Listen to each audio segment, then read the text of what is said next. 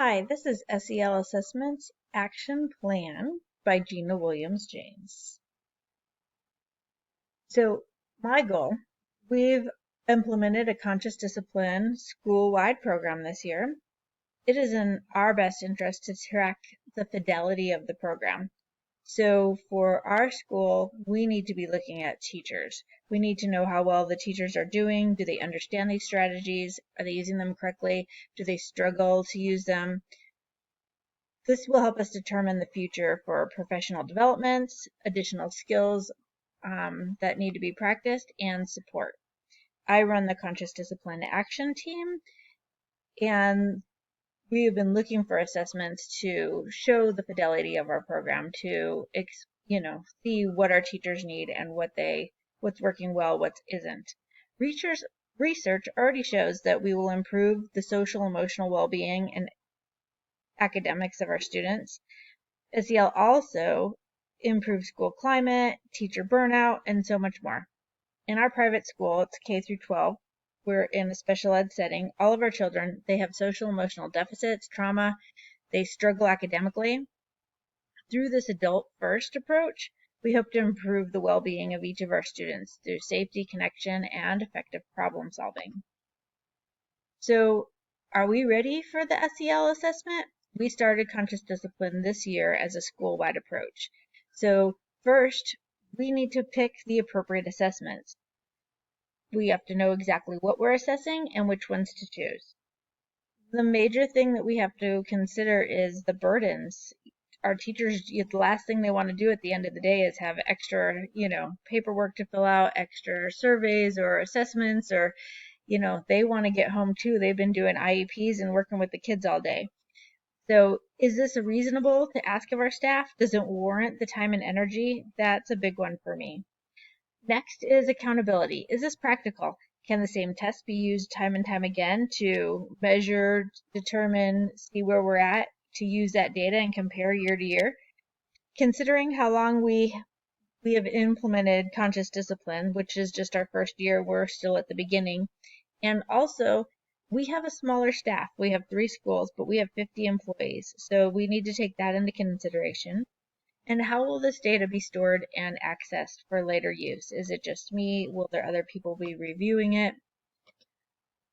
So through this program with Stop, Think, and Act, it reminds us to first make sure it is comprehensive of the assessment. We need to know the degree to which this assessment will be well established. We want to make sure it's valid and we want to have it reliable. Assessments, we want to make sure they're implemented and used. We don't want it to be a waste of time for our teachers or our staff. So when we first started this program, I created my own. I wanted some quantitative and qualitative data to know. I didn't have any guidelines or anything to use. So this was the first survey that I created for our teachers. It took about 10 minutes. It gave me an idea of what was working, what wasn't working, if they were implementing the different practices and strategies that I had trained them for over the summer. I wanted to, have something that I could go back and reflect on. But through this class, I have been doing my own research and research with all of these things, and it showed the conditions for learning and development. So these assessments are all broken down, and these strictly focus on school climate, SEL implementation, and program quality, which is exactly the kind of programs that I'm looking to use and exactly the kind of surveys and questionnaires that I was looking for. So this one goes off of exactly the construct measures. So I picked this one because I actually felt this one, after looking at lots of them, would be best for my schools and wanted to present it to our school leaders also. But it has effective leaders, collaboration, teacher involvement, family support, environment, and ambitious instructions. And really, those are the goals that our school wants. Those are the things that we are trying to achieve. So this 5 essentials test covered it all, and it covers, we are K through 12, covers our K through 12 students.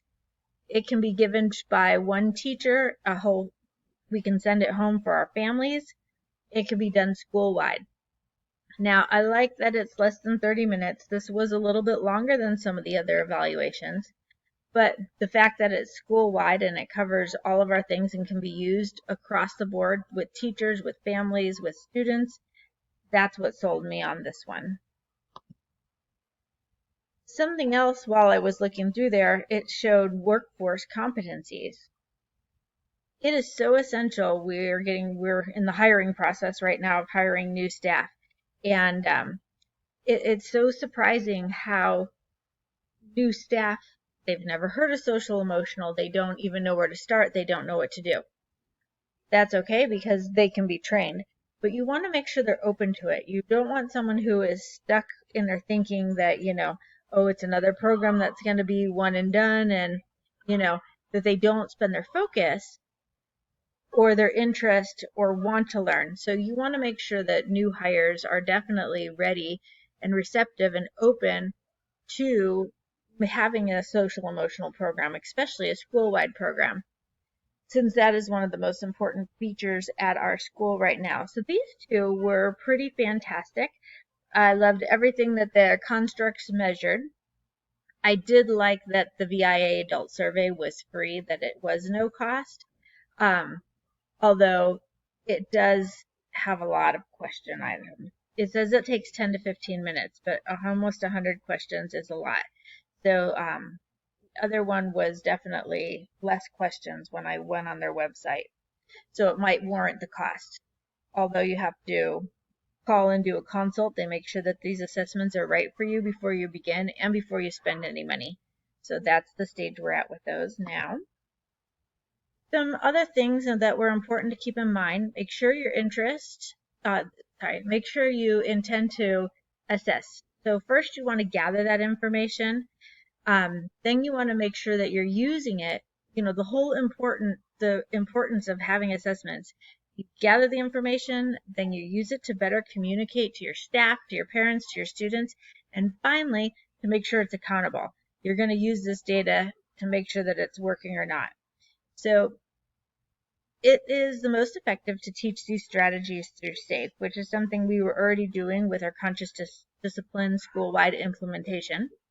But it also said that it was across other platforms too, and that sequenced, active, focus, and explicit teaching were the best practices.